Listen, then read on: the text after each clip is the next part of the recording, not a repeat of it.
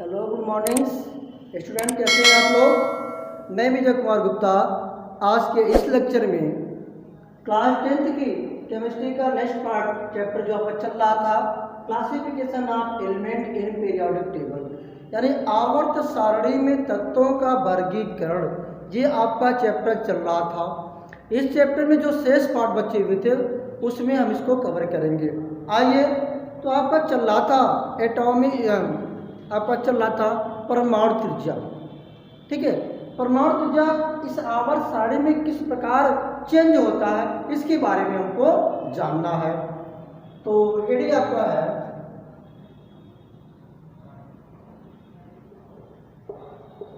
आवर्त सारणी में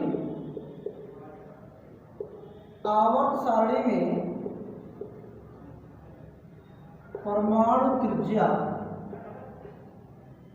का परिवर्तन।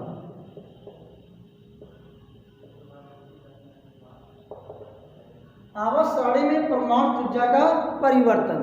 आवर्त सारणी में परमाणु त्रिज्या किस तरह से परिवर्तित होता है इसके बारे में हमको जानना है।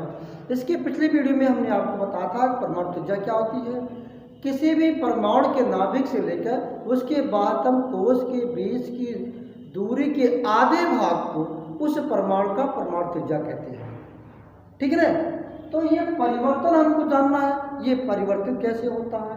सपोज कर लीजिए मैं ये आवर्त की बात कर रहा हूं, ये कोई आवर्त है। ठीक है, यानी आवर्त सारणी में बाएं से दाएं की ओर जाते हैं तो आवर्त की बात करते हैं। तो कितने आवर्त हैं?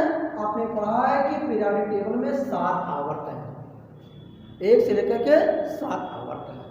तो ये परमाणु त्रिज्या की बात करते हैं। तो किसी भी आवर्त में अगर हम बाएं से दाएं की ओर जाते हैं, यानी क्षार धातुओं से हैलोजन की ओर जाते हैं, तो परमाणु त्रिज्या का मान क्रमशः घटता जाता है। क्यों घटता है, उसका कारण क्या है? देखिए, क्योंकि इलेक्ट्रॉनों की संख्या बढ़ती है, प्रोटॉनों की संख्या बढ़ती है, लेकिन जो उनका कोश होता है वो क्वांटम संख्या होती है वो नहीं बढ़ती है, जिसके कारण इलेक्ट्रॉन और प्रोटॉन के बीच में लगने वाला आकर्षण बल बढ़ जाता है। इसीलिए परमाणु त्रिज्या क्रमशः छोटी होती जाती है। ठीक है, आवर्त हमारा दूसरा तृतीय आवर्त है। तृतीय आवर्त है, ये तीसरे आवर्त में है। ठीक है, तीसरे आवर्त में रखे गए हैं आपका सोडियम है, मैग्नीशियम है, एल्युमिनियम है, सिलिकॉन है, फास्फोरस है, क्लोरीन है और लास्ट में आर्गन है। तो आर्गन की बात नहीं करेंगे। Sodium, magnesium, aluminium, silicon, phosphorus और सल्फर फिर क्लोरीन की बात। ठीक है, ये आप इसमें परमाणु त्रिज्या की बात करेंगे। ये परमाणु त्रिज्या देखिए, परमाणु त्रिज्या जो सोडियम की परमाणु त्रिज्या होती है 168, 186, ये होती है 186। इसको एंगस्ट्रॉम में नापेंगे हम, ये सभी एंगस्ट्रॉम में आते हैं। एंगस्ट्रॉम। ये मैग्नीशियम की बात करेंगे तो ये होता है 160। मैग्नीशियम की जो परमाणु त्रिज्या होती है वो होती है 160 एंगस्ट्रॉम। फिर एल्युमिनियम की बात करते हैं, ये होती 143 की बात करते हैं, 143 एंगस्ट्रॉम होता है। उसके बाद हम बात करेंगे सिलिकॉन, ये आपका होता है 118 होता है। फास्फोरस की बात करेंगे तो 110 होता है। सल्फर की जो होती है ये होता है 104 और क्लोरीन का होता है 99 एंगस्ट्रॉम।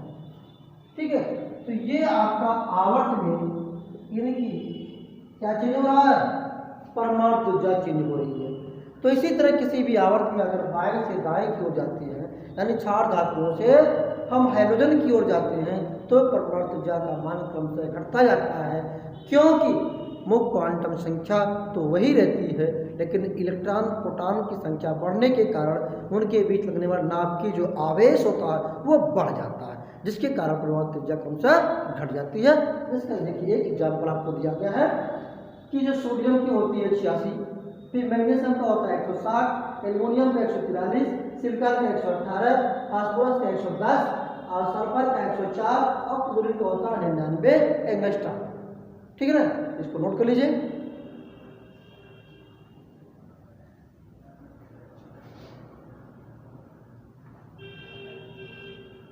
फिर हम बात करेंगे वर्ग की बात करेंगे। तो वर्ग होने का मतलब ऊपर से नीचे की बात करेंगे। आइए हम वर्ग की बात करते हैं। आप जानते हैं कि वर्ग जो होता है ये ऊपर से नीचे होते हैं। इस तरह से आवर्त सारणी में जो टोटल कितने वर्ग हैं, 18 वर्ग हैं।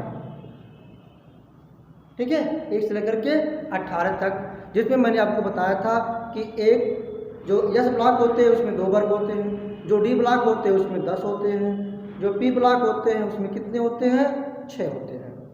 तो 10, 6, 16, 2, 18 वर्ग आपके हो गए टोटल।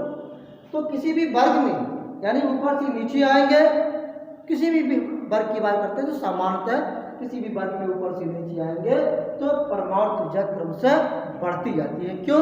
क्योंकि बाहरी कोश में मुक्त क्वांटम संख्या बढ़ती है। अब आप कहेंगे कि इलेक्ट्रॉन प्रोटॉन भी तो बढ़ता है।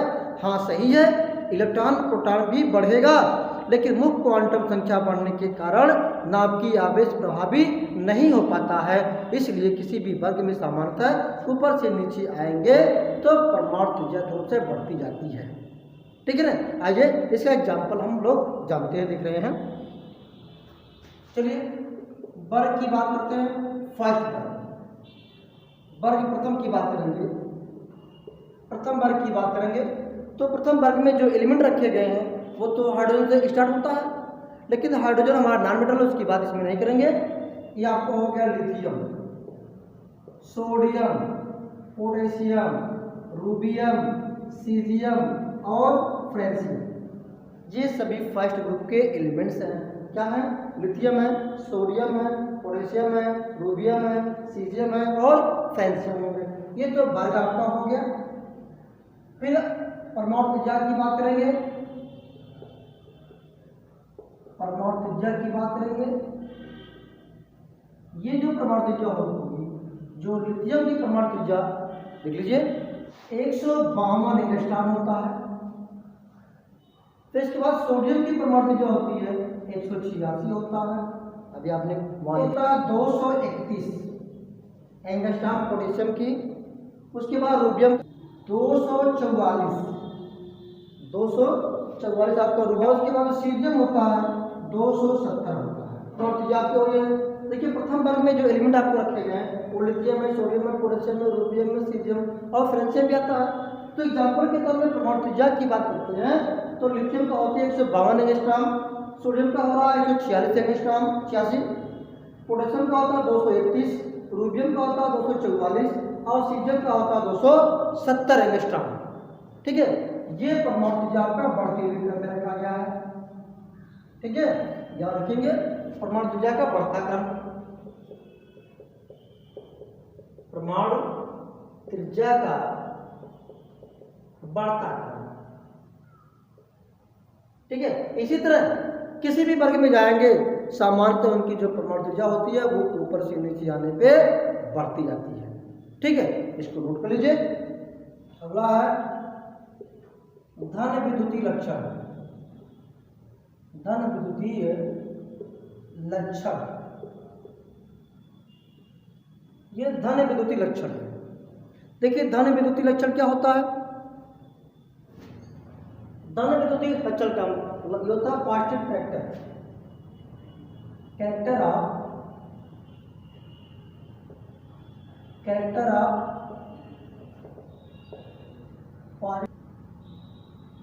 Electro positive. देख लीजिए धन विद्युतीय लक्षण क्या है, यानी धन विद्युतीय लक्षण जो इलेक्ट्रॉन को डोनेट करेगा वही तो धन विद्युतीय लक्षण को दिखाएगा। तो इसी के बारे में हमको जानना है।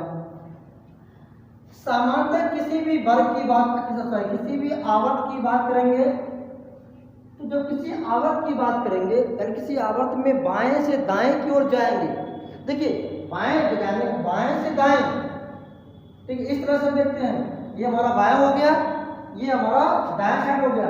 यानी बायां दाएं में अगर आप बोल रहे हैं तो ये लिख दीजिए कि किसी भी आवर्त में क्षार धातुओं से हाइड्रोजन की ओर जाने पर धन विद्युतीय लक्षण क्रमशः घटता जाता है। धन विद्युतीय लक्षण क्या होगा, घटेगा। ठीक है, धन विद्युतीय लक्षण घटेगा। लेकिन वहीं किसी भी वर्ग में अगर ऊपर से नीचे आते हैं, किसी भी वर्ग में समानता अगर आप ऊपर से नीचे आएंगे तब धन विद्युतीय लक्षण क्रमशः बढ़ता हुआ जाएगा।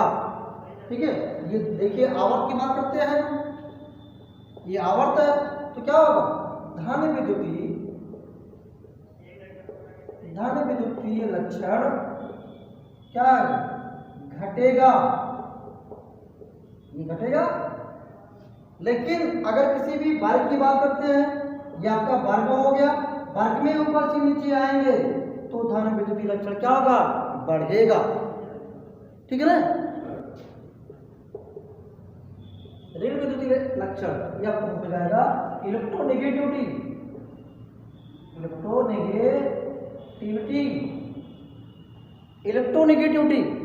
इलेक्ट्रोनेगेटिविटी क्या है, देखिए अब यहाँ ठीक उसका उल्टा होगा, ठीक उसका अपोजिट होगा।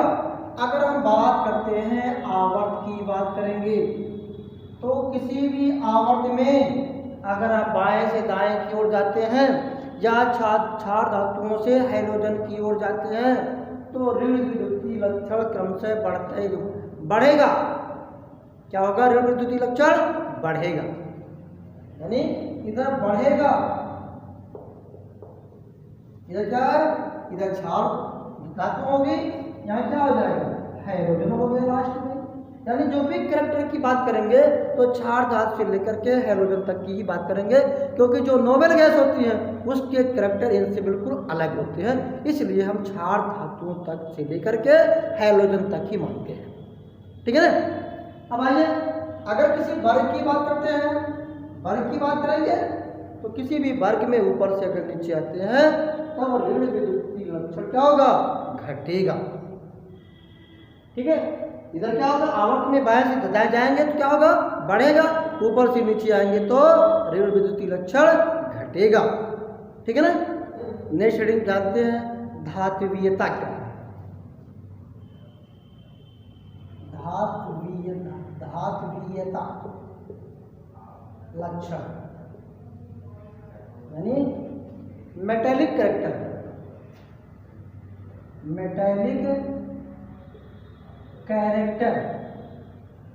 देखिए मेटेलिक कैरेक्टर क्या है, धात्विक लक्षण क्या है, इसके लिए जानने के लिए हमको जानना पड़ेगा धातु।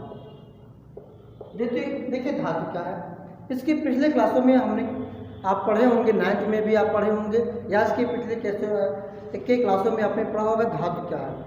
तो यहाँ धातु हम ये बताएंगे, धातु ऐसे तत्व होते हैं जो एक या एक से अधिक इलेक्ट्रॉन को सरलतापूर्वक त्यागने की प्रवृत्ति रखते हैं, धातु कहलाता है।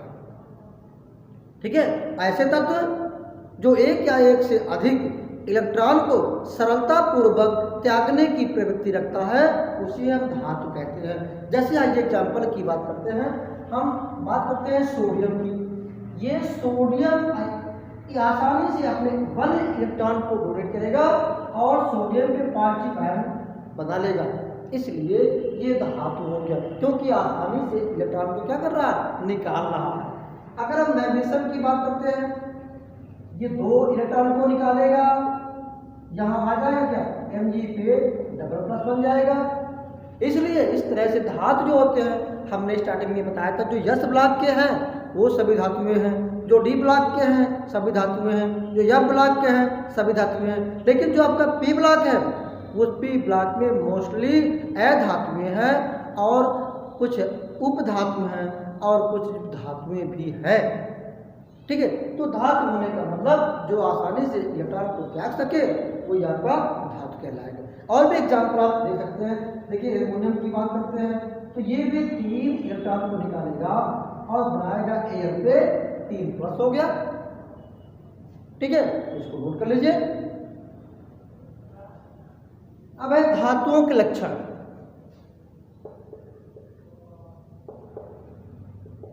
धातुओं के लक्षण,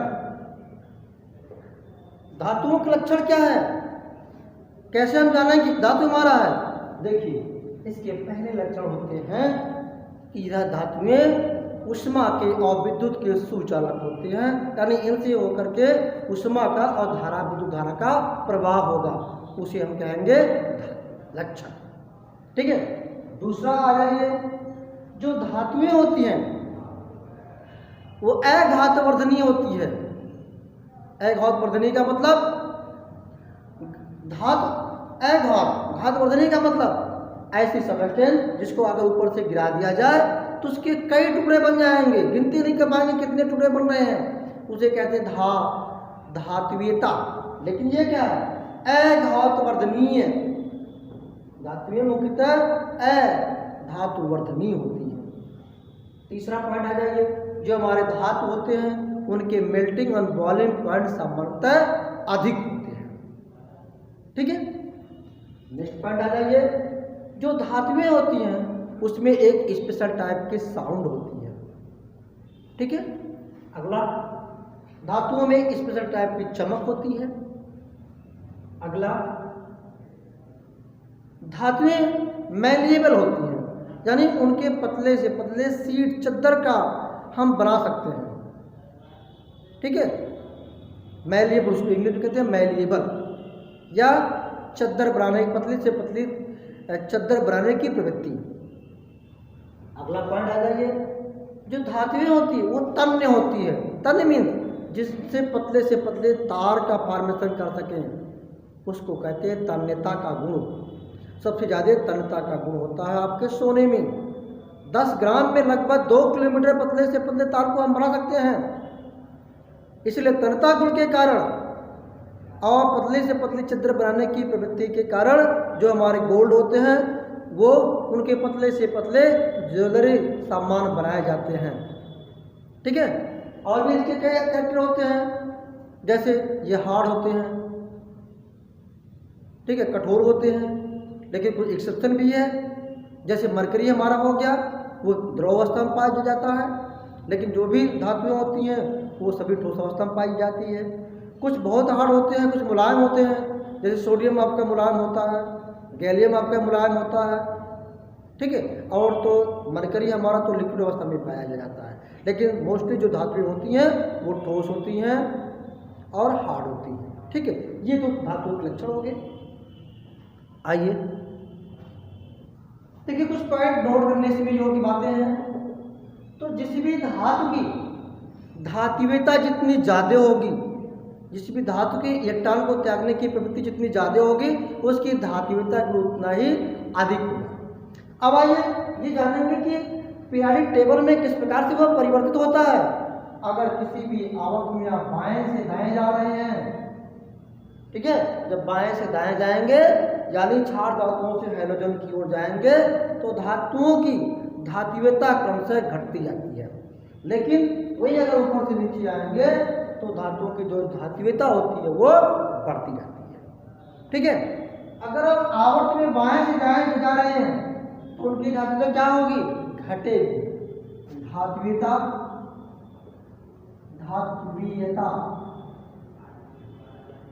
धात्वियता घटने का क्रम, धात्वियता घटने का क्रम हो गया lithium, beryllium, boron, carbon, nitrogen, oxygen, fluorine. ठीक है। ये किसी आवर्त की बात करते हैं तो आवर्त में धातु गुण क्या होगा? घटेगा। देखिए कैसे घटता है, इसके बारे में हम बता रहे हैं आपको। देखिए जो लिथियम है ये आपका धातु है। ये क्या है? लिथियम आपका धातु है। लेकिन जो बेरिलियम है ये आपका अधातु है। जो बेरिलियम वो क्या है? अधातु है। लेकिन जो बोरान है ये आपका उपधातु है। उपधातु है। ठीक है ना। इसके बाद भी जो कार्बन है, नाइट्रोजन है, ऑक्सीजन, फ्लोरीन है, ये सभी क्या है? अधातुएं हैं। तो हमने यही बताया है किसी भी आवर्त में अगर बाएं से दाएं जाते हैं तो धात्विक गुण उनकी क्रमशः घटती जाती है, यानी धातु से अधातु की ओर बढ़ते जाते हैं। ठीक है। इसको नोट कर लीजिए। किसी भी वर्ग में अगर हम ऊपर से नीचे आ रहे हैं, किसी भी वर्ग में अगर आप ऊपर से नीचे आते हैं तो उनकी जो धात्विक गुण होती है वो बढ़ती जाती है। देखिए हम बात करते हैं लिथियम की। Lithium, sodium, potassium, rubidium, caesium की बात करते हैं। ठीक है, अगर हम ऊपर से नीचे आते हैं तो धात्विक गुण क्या होगा? बढ़ेगा। धात्वीय गुण बढ़ेगा। इस तरह से जो सबसे प्रबल जो धातु इसमें आपको होगा वो कौन सा होगा? वो सीजियम होगा। ये सामान्यतः किसी भी वर्ग में आप ऊपर से नीचे आएंगे तो उनका धात्विक गुण क्या होगा? बढ़ता जाएगा। ठीक है, इसको नोट कर लीजिए। अगली हेडिंग है ऑक्साइडों की प्रकृति।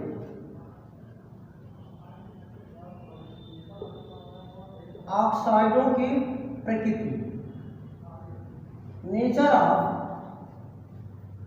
ऑक्साइड। देखिए ऑक्साइड क्या होता है?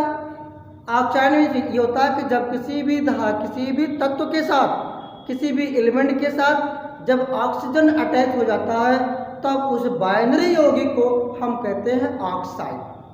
अगर धातु जुड़ेगा ऑक्सीजन के साथ में तो धातु ऑक्साइड बनेगा, और अधातु अगर जुड़ेगा ऑक्सीजन के साथ में तो अधातु ऑक्साइड होगा।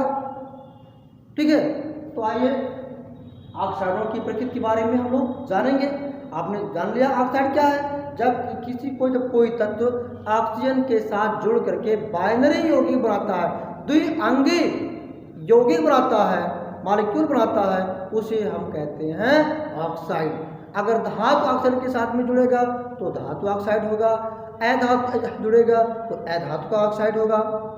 ऑक्साइड दोनों के बनेंगे। देखिए अगर धातु है, ये धातु है, धातु प्लस ऑक्सीजन अगर जुड़ गया तो जो धातु बनेगा वो धातु ऑक्साइड होगा। क्या होगा? धातु ऑक्साइड। धातु ऑक्साइड होगा। इनकी जो प्रकृति होगी वो क्षारीय होगी। क्या होगी? यानी धातु ऑक्साइडों की जो प्रकृति होगी वो क्षारीय होगी। ठीक है, लेकिन जब वही कोई हमारा अधातु जुड़ जाए, अधातु प्लस ऑक्सीजन जो बनेगा अधातु ऑक्साइड बनेगा। अधातु ऑक्साइड बनेगा। इनकी प्रकृति क्या होगी? इनकी प्रकृति होगी अम्लीय होगी। अम्लीय होगी, मोस्टली क्या होगी? अम्लीय होगी। कभी कभी क्या होता है? कभी कभी उदासीन भी हो जाता है, कोई उदासीन भी हो जाता है। लेकिन जो तीसरे की बात करते हैं, उपधातु की बात करेंगे, धातु भी तो बनाएगा। उपधातु अगर ऑक्सीजन के साथ में जुड़ता है तो ये बनाएगा उपधातु ऑक्साइड। उपधातु ऑक्साइड बनाएगा, और जो उपधातु ऑक्साइड होगा इसकी जो प्रकृति होगी ये होगी उभयधर्मी होगी। कैसा होगा? उभयधर्मी होगा। उभयधर्मी होगा। ठीक है, इस वजह से अब डिपेंड करेगा वो कौन सा एलिमेंट है, कौन सा एलिमेंट ऑक्सीजन से जुड़ता है। अगर आपका मेटल होगा तो मेटेलिक ऑक्साइड होगा, और उस मेटेलिक ऑक्साइड की जो नेचर होगी वो कैसा होगा? बेसिक होगा, एल्कलाइन होगा, क्षारीय होगा। ठीक है, और अगर कोई अधातु होगा और जब अधातु ऑक्सीजन के साथ में जुड़ेगा तो अधात्विक ऑक्साइड बनेगा।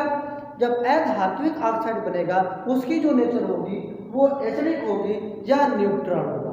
लेकिन जब मेटलॉइड होगा, उपधातु होगा, और जब वो ऑक्सीजन के साथ में जुड़ करके ऑक्साइड बनाएगा तो उसके ऑक्साइड की जो प्रकृति बनेगी वो आपका उभयधर्मी होगा। ठीक है, देखिए अब पीरियोडिक टेबल में परिवर्तन कैसे होगा? किसी भी आवर्त में अगर आप बाएं से दाएं जा रहे हैं, ठीक है, बाएं से दाएं जा रहे हैं, यानी क्षार धातुओं से हैलोजन की ओर जब आप जाएंगे तो जो ऑक्साइडों की जो प्रकृति होगी वो धातुओं से कि जो धातुओं से अधातु की ओर आप जाएंगे तो जो ऑक्साइड होगा उनका जो प्रकृति होगी वो क्षारीय से अम्लीय होता जाएगा।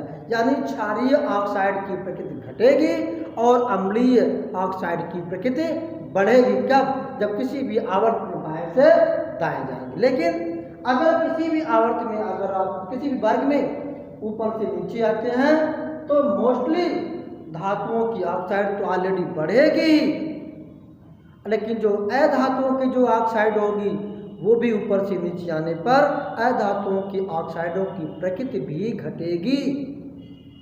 ठीक है ना, इसको नोट लीजिए। देखिए ये तृतीय आवर्त होगा, तृतीय आवर्त होगा, ये ऑक्साइड बनेगा। ठीक है, ये प्रकृति होगी। देख लीजिए, हम आवर्त की बात करते हैं, चलिए हम आवर्त तीसरे आवर्त की बात करेंगे। तो तीसरे आवर्त में कौन सा पहला है? ये आपको मिलेगा सोडियम, फिर मिलेगा मैग्नीशियम, फिर मिलेगा एल्युमिनियम, फिर सिलिकॉन, फिर फास्फोरस, फिर सल्फर और लास्ट में क्लोरीन आपको मिलता है।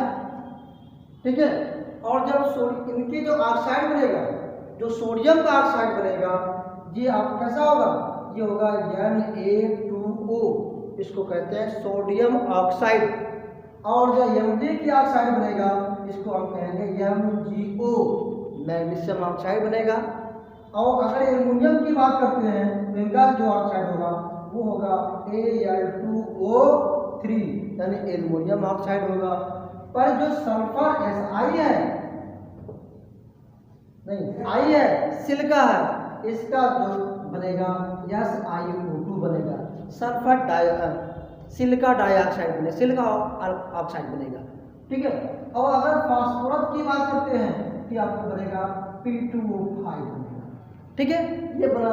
और जब सल्फर की बात करेंगे तो आपका SO2 बनेगा, सल्फर डाइऑक्साइड बन जाएगा। और अगर क्लोरीन की बात करते हैं तो क्लोरीन आपका बनेगा Cl2O7 बनेगा। ये तो इन तृतीय आवर्त के, थर्ड आवर्त के एलिमेंट के जो ऑक्साइड आपका बन गया। अब आइए, अब हम बात करते हैं इनकी नेचर की बात करते हैं कि प्रकृति क्या है। देखिए, जो सोडियम ऑक्साइड होता है ये प्रबल क्षारीय होता है। वो कैसा होगा? प्रबल क्षारीय प्रकृति होगी। किसका? सोडियम ऑक्साइड का। मैग्नीशियम जो ऑक्साइड होता है ये क्षारीय होगा। ये कैसा होगा? ये क्षारीय होगा। यानी सोडियम ऑक्साइड की जो प्रकृति होगी वो प्रबल क्षारीय होगा, और जो एल्युमिनियम ऑक्साइड होगा वो तो क्षार होगा लेकिन प्रबल नहीं होगा, ये क्षारीय होगा। लेकिन जब एल्युमिनियम की बात करेंगे, एल्युमिनियम का जो ऑक्साइड होगा ये आपका होगा उभयधर्मी होगा। कैसा होगा? उभयधर्मी होगा, उभयधर्मी होगा। और जो सिलिका का होगा ये दुर्बल अम्लीय होगा। ये कैसा होगा? ये होगा दुर्बल अम्लीय होगा, दुर्बल अम्लीय होगा। लेकिन जो फास्फोरस के ऑक्साइड होंगे वो कैसे होंगे?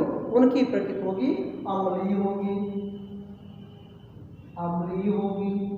ये SiO2 की भी प्रकृति आपकी अम्लीय होगी। लेकिन जो Cl2O7 होगा वो प्रबल अम्लीय होगा। इसको SiO2 को अधिक भी कह सकते हैं, अधिक अम्लीय, अधिक अम्लीय होगा।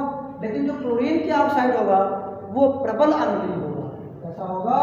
ये आपका होगा प्रबल अम्लीय होगा। ठीक है, ये बात समझ में आ रही है? तो सोडियम का जो ऑक्साइड होगा वो प्रबल क्षारीय होगा, मैग्नीशियम का क्षारीय होगा, एल्युमिनियम का उभयधर्मी होगा, सिलिका का जो होगा वो दुर्बल अम्लीय होगा, फास्फोरस का जो होगा वो अम्लीय होगा, सल्फर का होगा वो अधिक अम्लीय होगा, और क्लोरीन का होगा वो कैसा होगा? वो प्रबल अम्लीय होगा। ठीक है, तो ये रहे आपके ऑक्साइडों की प्रकृति, इसको आप नोट कर लीजिए। ठीक है, ये हो गया है। इसका मतलब क्या हो गया? किसी भी आवर्त में अगर हम बाएं से दाएं जा रहे हैं तो क्या लिखोगे? क्षारीय प्रकृति घटेगी, अम्लीय प्रकृति बढ़ेगी। नोट लीजिए।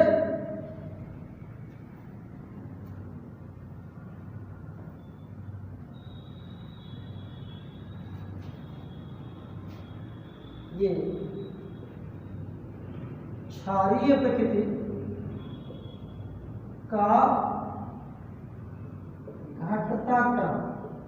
ठीक है, क्षारीय प्रकृति घट रही है, लेकिन अम्लीय प्रकृति क्या होगी? बढ़ेगी। अम्लीय प्रकृति अम्लीय प्रकृति बढ़ने का कारण, ठीक है। जो अम्लीय प्रकृति वो क्या होगा, बढ़ेगा, और क्षारीय प्रकृति क्या होगा, वो घटेगा। कब, जब किसी आवर्त में बाएं से आप दाएं जाओगे, ठीक है। इसको नोट कर लीजिए। और आइए हम वर्ग की बात करते हैं। किसी भी वर्ग की बात करेंगे तो वर्ग में क्या करेंगे, ऊपर से नीचे आएंगे। तो ऊपर से नीचे आएंगे तो धातुओं की ऑक्साइड की जो प्रकृति होगी वो बढ़ेगी, और अधातुओं की ऑक्साइड होगी वो घटेगी, ठीक है ना। तो किसी भी आवर्त में अगर ऊपर से नीचे आते हैं, ये किसी भी वर्ग में, ये आपका हो गया वर्ग हो गया, तो किसी भी वर्ग में आप ऊपर से नीचे आएंगे क्या होंगे, क्षारीय प्रकृति। क्षारीय प्रकृति क्या होगा, ये बढ़ेगा, क्षारीय प्रकृति बढ़ेगा। बट जो अम्लीय प्रकृति होगी, अम्लीय प्रकृति वो घटेगा, ठीक है। तो क्या होगा, वो घटेगा। हम एग्जाम्पल की बात करते हैं। चलिए, ये कार्बन फैमिली की बात करते हैं। कार्बन हो गया, सिलिका हो गया, गैनिया गैरियम हो गया, लेड हो गया, टिन हो गया और लेड हो गया। ये इतने एलिमेंट हैं। जब इनके ऑक्साइड बनेगा तो यहां हम बात कर लेते हैं। चलिए, ऑक्साइड की बात करते हैं। ऑक्साइड की बात हो रही है, तो जो इनका जो ऑक्साइड होगा वो कैसा होगा, ये बनेगा CO2, ये बनेगा SiO2, ये बनेगा GeO2, ये बनेगा SnO2, ये बनेगा PbO2। ये तो इनके ऑक्साइड बनेंगे। तो ऑक्साइडों की प्रकृति में क्या होगी, ये आपको होगा अम्लीय, अम्लीय होगा। लेकिन ये क्या होगा, PbO2 क्या होगा, ये क्षारीय होगा। ये कैसा होगा, क्षारीय होगा, ठीक है। तो ऊपर से नीचे क्या आएंगे, अगर किसी भी वर्ग में हम ऊपर से नीचे आते हैं तो अम्लीय प्रकृति क्रम से घटता जाएगा, और क्षारीय प्रकृति ऊपर से नीचे आने क्या होगा, बढ़ेगा। तो प्यारे बच्चों, आज के इस लेक्चर तक जो पीरियोडिक टेबल था वो आपका समाप्त हुआ। इसके बाद के जो चैप्टर हैं नेक्स्ट वीडियो में लेके आएंगे। तब तक के लिए नमस्कार। बच्चों, आपसे एक मेरा सलाह है, बोर्ड परीक्षा आपके नज़दीक आ रही है, जिससे आप अपनी प्रिपरेशन बनाए रखिए, ये मेरा आपसे सलाह है। और मेरे चैनल को सब्सक्राइब कर लीजिए, बेल आइकन प्रेस कर लीजिए, जिसको जो भी मैं वीडियो डालूं आपको सबसे पहले वो वीडियो मिलता रहे, ठीक है। जय हिंद।